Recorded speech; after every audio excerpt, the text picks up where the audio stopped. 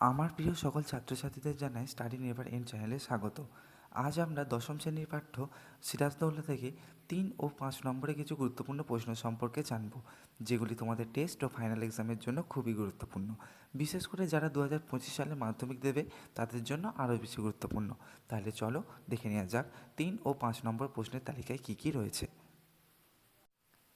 Number 1, জাতির সৌভাগ্য সূর্য আজ অস্তাচলগামী, উক্তিটির তাৎপর্য বিশ্লেষণ করো।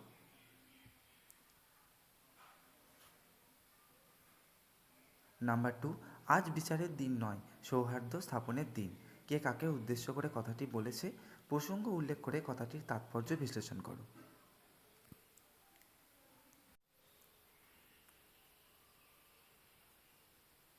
নাম্বার 3, মনে হয় ওর নিঃশ্বাসে বিষ, ওর দৃষ্টিতে আগুন, ওর অঙ্গ সঞ্চালনে ভূমিকম্প, ওর বলতে কার কথা বলা হয়েছে, বক্তার এমন মন্তব্যের কারণ কি। এটা তোমরা 3 ও 5 উভয় নম্বরেই করে রাখবে।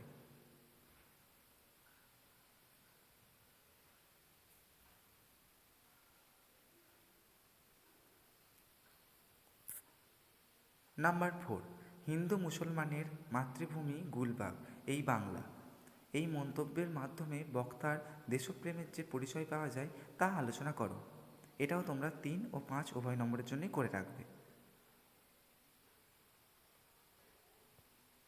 নাম্বার 5, বাংলার ভাগ্যাকাশে আজ দুর্যোগের ঘনঘটা, বক্তাকে, বক্তার এমন কথার কারণ কি।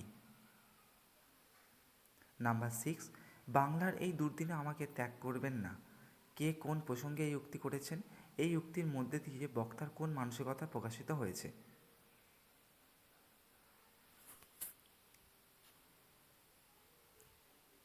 নাম্বার 7, সিরাজদৌল্লার চরিত্র আলোচনা করো।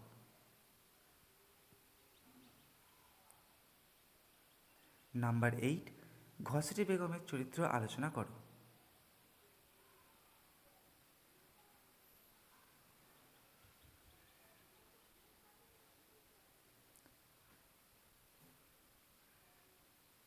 নাম্বার 9, আমার এই অক্ষমতার জন্য তোমরা আমায় ক্ষমা করো, কাদের কাছে এই ক্ষমা প্রার্থনা, এই ক্ষমা প্রার্থনার কারণ কি।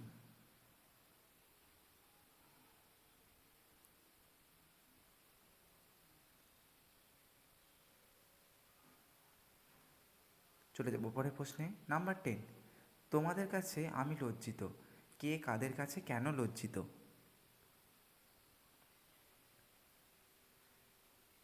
নাম্বার 11, আজ বিচারের দিন নয়, সৌহার্দ্য স্থাপনের দিন, কে কাদের উদ্দেশ্যে কথা বলেছে, তাৎপর্য ব্যাখ্যা করো।